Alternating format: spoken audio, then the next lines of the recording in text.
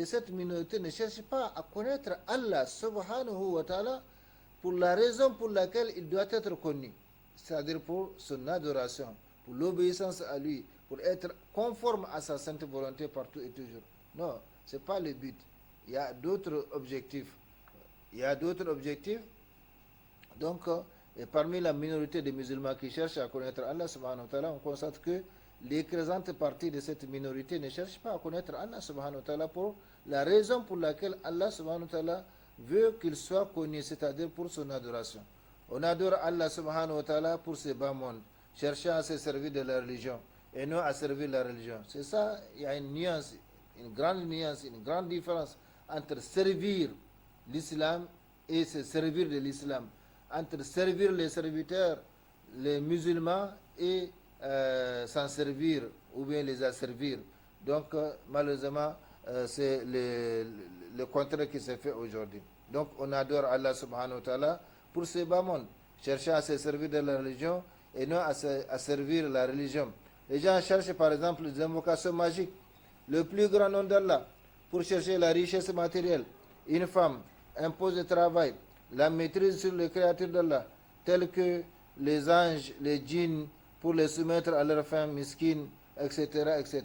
Donc ce n'est pas pour Allah subhanahu wa ta'ala, ce n'est pas la raison pour laquelle Allah veut qu'il soit connu que les gens cherchent la connaissance. Ils cherchent la connaissance pourquoi? Pour justement soumettre ou maîtriser la nature, maîtriser les anges, maîtriser les djinns, les soumettre à leur femme miskine, etc. Ça, ce n'est pas l'objectif. Ils cherchent le plus grand nom d'Allah subhanahu wa ta'ala. Pourquoi? Pour encore chercher ce bas monde. Or, c'est le contraire qui doit être fait. Ce bas monde et ce qu'il renferme doivent être utilisés pour chercher Allah subhanahu wa ta'ala et non le contraire. Quand le prophète sallallahu alayhi wa sallam a dit à notre mère Aïcha radiallahu ta'ala anha, n'as-tu pas su que Allah m'a enseigné son plus grand nom par lequel il répond quand il est appelé, par lequel il fait miséricorde quand on souhaite sa miséricorde, ainsi de suite? La réaction logique de toute personne, donc la réaction logique d'Aïcha, c'est enseignez-le-moi, dis-le-moi. Le prophète a dit non, Aïcha, il ne te convient pas de connaître ce nom et de l'utiliser pour chercher ce bas monde. Or, c'est ça aujourd'hui. La plupart des gens font des efforts, ils lisent le Coran, ils cherchent des hadiths, ils cherchent des invocations magiques. Ce n'est pas interdit d'invoquer Allah subhanahu wa ta'ala, mais ce n'est pas seulement le but. Le but, c'est de connaître et d'appliquer et de transmettre, comme nous le disons toujours au début de chaque émission. La triple responsabilité, ce n'est pas seulement connaître. Ce n'est pas seulement connaître. Et connaître quoi? Le plus grand nom d'Allah, les invocations magiques. Eh bien, il faut savoir que le plus grand nom d'Allah subhanahu wa ta'ala, c'est une gratification.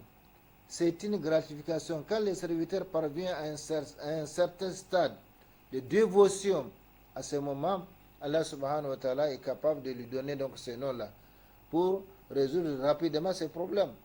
Mais ça ne doit pas être l'occupation, l'objectif, le but de nos adorations, de nos recherches, de la recherche de notre connaissance. Le plus grand nom d'Allah subhanahu wa ta'ala, c'est une gratification. Donc qu'est-ce que Aïcha a fait? Puisque le prophète sallallahu alayhi wa sallam a refusé de lui enseigner ce nom, Aïcha a pris de l'eau, elle a fait ses ablutions, et puis elle a prié 2 rakats, après quoi elle s'est mise à invoquer Allah subhanahu wa ta'ala en citant des noms parmi les noms, les plus beaux noms d'Allah subhanahu wa ta'ala. Et le prophète sallallahu alayhi wa sallam s'était mis à rire en disant Seyez dedans, seyez dedans, seyez dedans. C'est-à-dire, seyez parmi les noms que tu es en train de citer, mais Aïcha ne peut pas savoir c'est quel nom. Donc, voilà la raison pour laquelle le prophète sallallahu alayhi wa sallam n'a pas enseigné ce nom à Aïcha.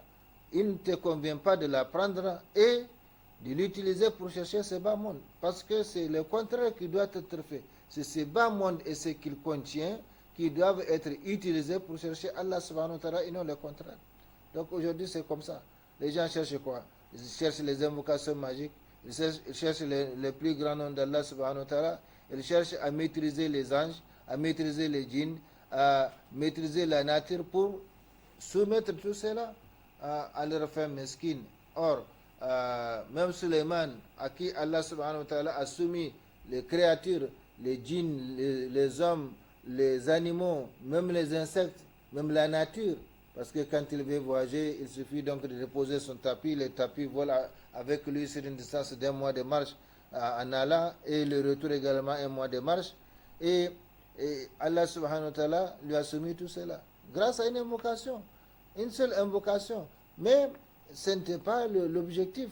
L'objectif, c'est l'adoration d'Allah subhanahu wa ta'ala. Donc, on adore Allah subhanahu wa ta'ala aujourd'hui pour ce bas monde, chercher à se servir de la religion et non à servir la religion. Les gens cherchent par exemple des invocations magiques, le plus grand nom d'Allah pour chercher la richesse matérielle, une femme, un poste de travail, la maîtrise sur les créatures d'Allah, telles que les anges, les djinns, pour les soumettre à leur fin mesquine. Ils cherchent donc à utiliser Allah subhanahu wa ta'ala pour chercher les bas mondes, alors que c'est ces bas mondes et ce qu'ils renferment qui doivent être utilisés pour chercher Allah subhanahu wa ta'ala et jamais le contraire. Jamais le contraire. On n'utilise pas Allah subhanahu wa ta'ala, sinon le prophète sallallahu alayhi wa sallam allait enseigner cela à Aïcha radiallahu ta'ala anha. Non Aïcha, ça ne te convient pas de connaître ce nom et de l'utiliser pour chercher ce bas monde. Donc quant à l'adoration pour laquelle on est créé, elle est devenue chez beaucoup de musulmans une parenthèse insignifiante dans leur vie. Et chacun de nous est plus ou moins conscient de cela et peut être son propre juge. Oui, quel est vraiment notre rapport, notre relation, notre contact avec Allah subhanahu wa ta'ala dans les 24 heures, dans la semaine, dans le mois, dans l'année, dans notre vie de tous les jours. Donc l'adoration pour laquelle on est créé, elle est devenue chez beaucoup de musulmans une parenthèse insignifiante dans leur vie. Et chacun de nous est plus ou moins conscient de cela et peut-être son propre juge. Oui, tu sais quel est vraiment ton rapport, ta relation avec Allah subhanahu wa ta'ala. Je n'ai pas besoin de le savoir. Tu le sais mieux que moi. Et ce qu'il faut savoir, c'est que la relation ou le comportement d'Allah subhanahu wa ta'ala dépend de ton comportement envers lui, dépend de ton comportement envers sa religion. Donc la réciprocité de comportement, c'est ça qu'il ne faut jamais oublier. Dans les 24 heures du jour, combien d'heures avons-nous réservé pour Allah subhanahu wa ta'ala, pour faire son zikr, pour l'invoquer, pour méditer sur ce signe? Inna fi khalqi samawati wal ardi wa ikhtilafi al-layli wan nahar la ayatin li ulil albab. Allah nous dit dans la création des cieux et de la terre, dans l'alternance du jour et de nuit, il y a des signes. Donc, des signes évidents pour qui? Pour les doués d'intelligence qui, debout, assis ou couché, méditent sur donc, la création des cieux et de la terre. Donc, quel est le temps que nous consacrons à la méditation? Quel est le temps dans les 24 heures que nous consacrons ou nous avons réservé pour Allah subhanahu wa ta'ala? Toutes les prières, les audiences quotidiennes avec Allah subhanahu wa ta'ala, il y en a 5. Donc au moment de se lever le matin, avant le lever du soleil, la prière du Fajr, c'est une audience. À midi, la prière de Zuhur, donc après juste les Zawal, quand le soleil décline, du Zénith, la prière de Zuhur, c'est une audience. De l'après-midi, Salat al-Asr, c'est une audience.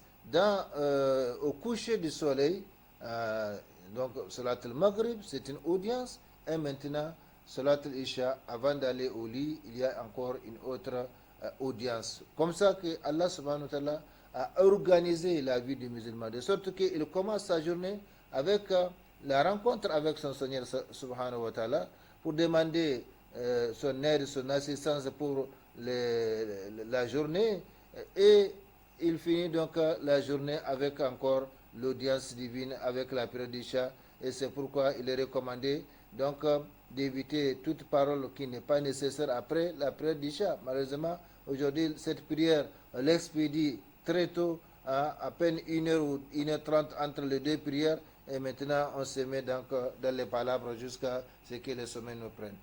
Dans les 24 heures du jour, combien d'heures avons-nous réservé pour Allah subhanahu wa ta'ala, pour faire son zikr, pour l'invoquer, pour méditer sur ces signes? Comme je l'ai dit, chacun de nous est juge.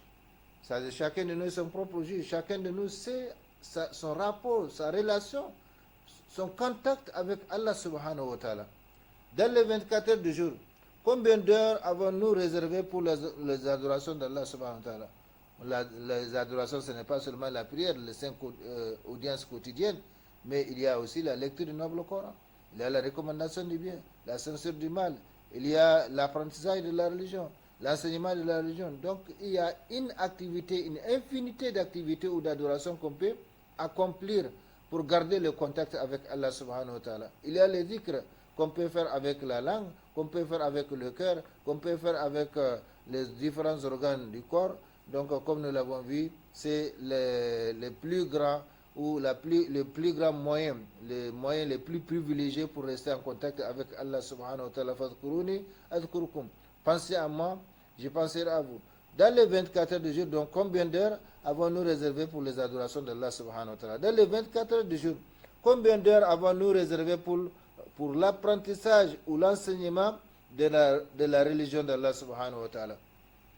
Comme je l'ai dit, beaucoup aujourd'hui de gens s'occupent de ce bas monde, sont omnibulés par la recherche de la richesse matérielle, la richesse temporaire, donc temporelle ici-bas, et ils oublient Allah subhanahu wa ta'ala. Et nous venons de voir ces hadiths dans lesquels Allah subhanahu wa ta'ala demande au fils d'Adam d'être disponible pour son adoration, pour qu'il comble donc ses besoins et pour qu'il remplisse son cœur de richesse. Parce que c'est ça le cœur. Si le cœur est rempli de richesse, eh bien le reste s'ensuit obligatoirement et vice-versa. Quand le cœur est pauvre, eh bien malgré ce qu'on possède, même si on possède des milliards, eh bien on va toujours courir derrière ce bas monde jusqu'à ce qu'on soit surpris par la mort.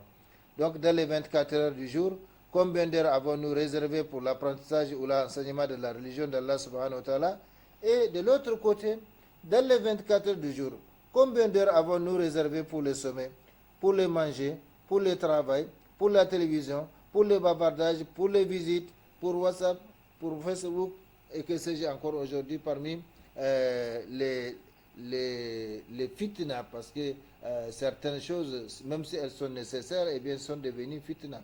Quand un musulman perd son temps, la majeure partie de son temps sur le réseau, en passant d'un réseau à un autre, et puis c'est même pas pour chercher quelque chose d'utile, profitable à sa vie, à sa religion, à son entourage ou à lui-même. Non, c'est pour chercher des choses sataniques ou bien pour chercher des informations sensationnelles, sensibles pour donc transmettre comme aujourd'hui c'est devenu une maladie. Transmettre, alors que parfois on ne lit même pas les messages et on les transmet aux autres. On les transmet, on ne les lit même pas. Et puis on dit transférer, on transfère donc les messages alors qu'on n'a même pas lu. Donc toute connaissance commence par là. C'est à travers un message, c'est à travers un mot, c'est à travers une parole. Eh bien, il faut méditer, il faut prendre le temps pour en profiter. Donc ces réseaux ou ces moyens de communication sont une épée à double tranche. On peut les utiliser pour s'améliorer, pour améliorer sa vie, pour apprendre, pour développer ses connaissances, comme on peut les utiliser pour se détruire. Donc l'instruction ou la destruction, ça dépend bien sûr de nos intentions. Donc dans les 24 heures du jour, combien d'heures avons-nous réservé pour le sommeil, pour le manger, le travail, pour la télévision, pour le bavardage, pour les visites, pour les réseaux sociaux, également donc les applications comme WhatsApp, Telegram, que sais-je encore, parmi les choses qu'aujourd'hui la technologie nous a apportées, mais malheureusement qui détournent beaucoup de gens de la réalité de leur mission qu'ils doivent accomplir sur cette terre, à savoir la connaissance et l'adoration d'Allah subhanahu wa ta'ala. Eh bien, chers frères et sœurs, c'est pour Allah subhanahu wa ta'ala, nous n'avons réservé que le relief de notre temps, le relief de nos biens, les reliefs de nos activités, bref, les reliefs de notre vie. Que pouvons-nous attendre de lui en retour? La réciprocité de comportement. Combien de minutes nous consacrons à Allah subhanahu wa ta'ala? La prière même, comme un poisson sorti de l'eau, se retourne très vite dans l'eau. Donc, à peine on vient à la mosquée, parfois on est les derniers à venir à la mosquée, on est les premiers à sortir de la mosquée. Ça se comprend. Quand il n'y a pas un lien fort entre Allah subhanahu wa ta'ala et les serviteurs, eh bien les serviteurs ne peuvent pas rester dans l'audience d'Allah subhanahu wa ta'ala. Dans l'audience d'Allah subhanahu wa ta'ala. Or, Allah subhanahu wa ta'ala, en islam, il n'y a pas d'intermédiaire entre notre Seigneur et nous. Si nous voulons être en contact avec Allah subhanahu wa ta'ala, eh bien, il n'y a personne entre notre Seigneur et nous. Nous prenons notre eau, nous faisons nos ablutions, nous nous mettons en contact avec lui directement à travers la prière et nous l'invoquons, nous cherchons donc son aide, son assistance et il est là pour cela, Inch'Allah. Allah subhanahu wa ta'ala nous fasse prendre conscience de notre insouciance et qu'il nous aide à être sous sa sainte volonté partout et toujours, chers frères et sœurs en islam, pendant que notre émission tire à sa fin. Nous continuons donc ce thème. Sachez que la vie constitue le plus grand don que l'être humain ait reçu de son Seigneur créateur. Et à ce titre, il doit l'entretenir, il doit la protéger et surtout être reconnaissant à celui qui lui a donné ces dons uniques que rien n'égale dans l'univers et qui, une fois fini, ne se renouvellera jamais dans ce monde. Oui, c'est ça la nature de la vie. Une fois fini, c'est fini. On ne peut plus revenir dans ce monde pour corriger ou augmenter ou diminuer. Donc, diminuer dans les mauvaises actions ou augmenter les bonnes actions, c'est fini. Il n'y a qu'une seule session. Si elle arrive, eh bien, c'est fini. Et cette session également, Allah subhanahu wa ta'ala l'a caché donc son heure, son moment, donc le jour, le mois, l'année, Allah l'a caché. C'est lui seulement qui donc en détient le secret. Par conséquent, la vie, c'est le plus grand don que l'homme a reçu de son Seigneur. Parce que c'est grâce à la vie justement qu'il profite donc de cet univers, de ce cosmos, des bienfaits d'Allah subhanahu wa ta'ala. Donc, la vie constitue le plus grand don que l'être humain ait reçu de son Seigneur, créateur, et à ce titre, il doit l'entretenir, il doit la protéger et surtout être reconnaissant à celui qui lui a donné ces dons uniques que rien n'égale dans l'univers et qui, une fois fini, ne se renouvellera jamais dans ce monde. Malheureusement, beaucoup, et quand je dis beaucoup, je ne fais que reprendre un terme coranique qui renvoie à une proportion écrasante des gens qui ignorent ou feignent d'ignorer l'importance et surtout l'objectif de cette vie que le Créateur leur a donnée. C'est bien qu'il la termine, parfois, sinon souvent, sans savoir pourquoi elle avait commencé. Oui, pourquoi Allah subhanahu wa ta'ala t'a donné la vie? Ça, c'est au moins une question en tant qu'intelligent. On doit se poser pourquoi je suis là? Pourquoi je suis sur cette terre? Pourquoi je suis dans un pays qu'on appelle le Niger? Et qu'est-ce que j'ai fait? Où est-ce que je vais? Et chaque jour, on a des leçons à travers ce qui se passe autour de nous. Donc les gens qui naissent, les gens qui sont rappelés à Allah subhanahu wa ta'ala, mais cela ne dit rien à beaucoup de gens malgré leur appartenance à l'islam. Donc quand je dis beaucoup de gens, je ne fais que reprendre un terme coranique qui renvoie à une proportion écrasante de gens qui ignorent l'importance et surtout l'objectif de cette vie que le Créateur leur a donné. Si bien qu'il la termine parfois, sinon souvent sans savoir pourquoi elle avait commencé. Beaucoup de gens se posent la question s'ils mangent pour vivre ou ils vivent pour manger. Mais ils ne se posent pas la question. Comment ils ont trouvé donc ces nourritures qu'Allah subhanahu wa ta'ala a mises à leur disposition? Comment, qu'est-ce qui les attend après cette vie terrestre, après ce passage éphémère sur cette terre? Qu'est-ce qui les attend? La finalité. Donc c'est ça, chers frères et sœurs en islam.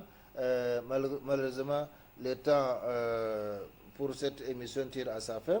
Donc la majorité des gens gaspillent leur vie à travers des œuvres et des voies pour lesquelles elle ne leur a pas été donnée. Chacun court haletant derrière les vanités de ce bas monde, oubliant les trois grandes et fondamentales questions suivantes qui doivent occuper et préoccuper toute intelligence soucieuse de son sort. Première question, d'où viens-je? Donc, d'où est-ce que je suis venu? Comment je me suis retrouvé ici? Première question. Deuxième question, pourquoi suis-je ici sur cette terre? Oui, pourquoi je suis sur cette terre? Qu'est-ce que j'ai fait? Et troisième question, quelle est en fin de compte la finalité de cette vie que je mène? Oui, parce qu'on sait qu'on n'est pas éternel. Il fut un temps où on n'était pas sur cette terre. Il fut un temps où on est sur cette terre. Il y aura un autre temps, hein, durant lequel on ne sera pas sur cette terre. On sera sous la terre. Alors, trois questions. D'où viens-je? Pourquoi suis-je ici sur cette terre? Et quelle est en fin de compte la finalité de cette vie que je mène? C'est-à-dire que je mène sur cette terre. Chers frères et sœurs, comme je l'ai dit, le temps consacré à cette émission tire à sa fin. En attendant, Inch'Allah, la suite de ce thème, je vous demande de réfléchir sur ces trois questions. De réfléchir sur ces trois questions. D'où viens-je? Pourquoi je suis ici? Et quelle est en fin de compte la finalité de cette vie terrestre? Qu'Allah subhanahu wa ta'ala nous bénisse tous et nous protège davantage partout et toujours. Qu'Allah subhanahu wa ta'ala nous accorde sa connaissance et la connaissance de sa religion, afin que nous puissions vivre sur terre en adéquation avec la volonté divine, accomplir correctement la mission pour laquelle nous sommes créés et placés sur cette terre, et gagner dignement les faveurs éternelles d'Allah dans l'au-delà. Qu'Allah subhanahu wa ta'ala bénisse et protège davantage notre cher pays, le Niger, et son peuple, et qu'il déverse sur nous et l'ensemble de l'humanité ses bénédictions et ses miséricordes. Qu'Allah subhanahu wa ta'ala pardonne aux musulmans morts et vivants, qu'il fasse descendre ses miséricordes et ses bénédictions sur notre cher pays, le Niger, et son peuple, ainsi que sur l'ensemble de l'humanité. Voilà donc, chers frères et sœurs, Allahumma rabbana taqabbal minna innaka anta samiul alim wa tub alayna innaka anta tawwabur rahim. Rabbana atina fid dunya hasana wa fil akhirati hasana wa qina adhaban nar.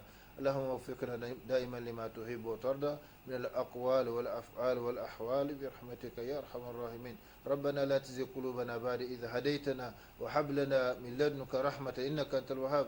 اللهم صل وسلم وبارك وعنئم لديك رسولك محمد وعلى آله وأصحابه أجمعين. سبحان ربك رب العزة ما يصفون وسلام على المرسلين والحمد لله رب العالمين. والسلام عليكم ورحمة الله تعالى وبركاته. فيك أيضا ماضيا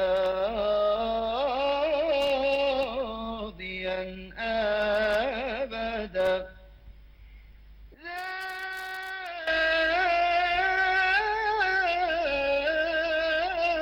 توبة فيك أيضا ماضيا